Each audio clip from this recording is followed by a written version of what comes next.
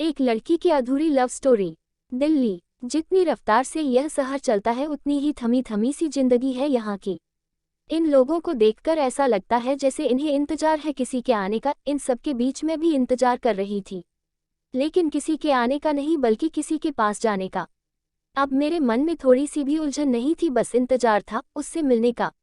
अगर थोड़ी बहुत उलझन बची हुई थी तो उसमें इतना दम नहीं था कि वह मुझको रोक सके। मुझे लग रहा था कि मैं चिल्ला चिल्ला कर सारी दुनिया से कह दूं कि मुझे उससे प्यार हो गया है और कल उससे इजहार करने वाली हूं। पर बताऊं तो कैसे? काश मेरी कोई छोटी बहन होती या फिर कोई दोस्त जिससे मैं अपने मन की बात कह पाती। मेरा मन किया कि मम्मी को बता दूं, लेकिन मेरी उलझन तब और बढ़ गई जब मुझे ख्याल आया कि अगर उन्हें पता चला तो वह मुझे घर से बाहर भी न निकलने देंगे। उन्होंने गांव जरूर छोड़ा था लेकिन वहां के विचार नहीं।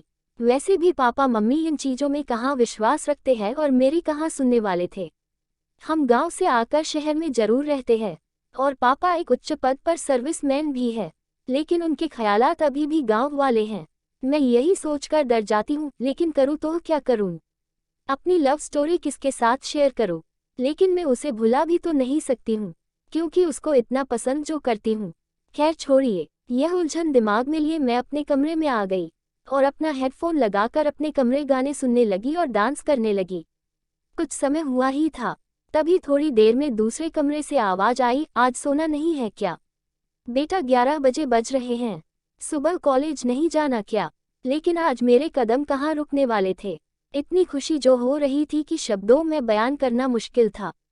मैंने नाचते हुए ही कहा, हाँ मम्मी बस सोने ही वाली हूँ, आप सो जाए। अगर आज मेरे कोई नाचने का कोई मजाक उड़ाता तो भी मुझे आज कोई परवाह नहीं थी, अभी मैं नाच ही रही थी। तभी पानी की तेज बूंदें मेरे चेहरे से आकर टकराए और मुझे आंखें खोलने पर मजबूर किया। पता नहीं उस टाइम मुझे क्या सूझा, खिड़की के पास जाकर उन बूंदों के साथ खेलने लगी और अपने मुंह पर बार बार उन बूंदों को फेंकने लगी। इतने में पता नहीं मेरे मन में क्या आया, खिड़की बंद की और अपनी डायरी निकाली जहां पर मैं अपने बारे में लिखती थी।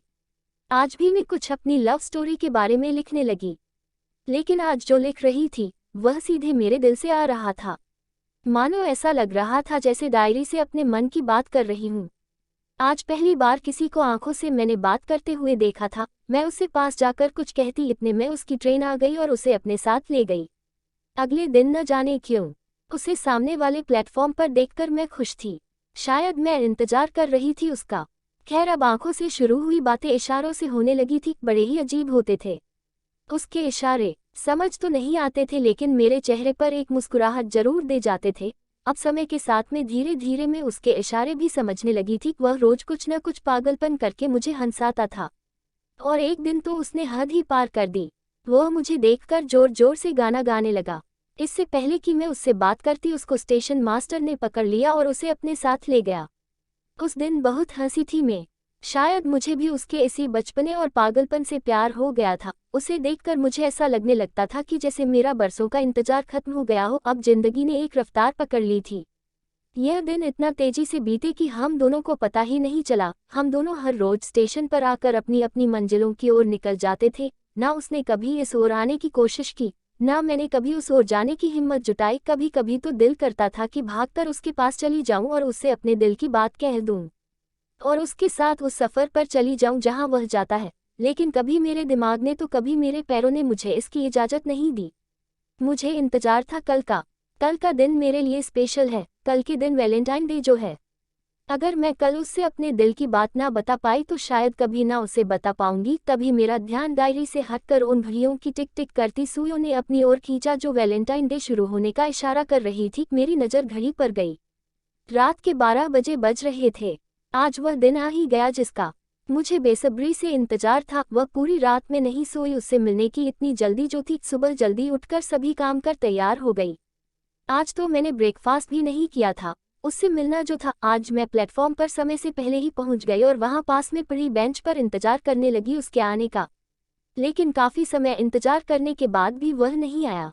मुझे बेचैनी होने लगी। आज तो ट्रेन भी निकल चुकी थी, लेकिन उसका कोई पता नहीं था। मेरे अंदर अजीब अजीब ख्याल आ रहे थे। पता नहीं क्या हुआ होगा, क्यों नहीं आया। वहां काफी समय इंतजार करने के बाद मुझे अंदर से रोना आ रहा था। सच कहूं तो मैं दुखी हो गई थी।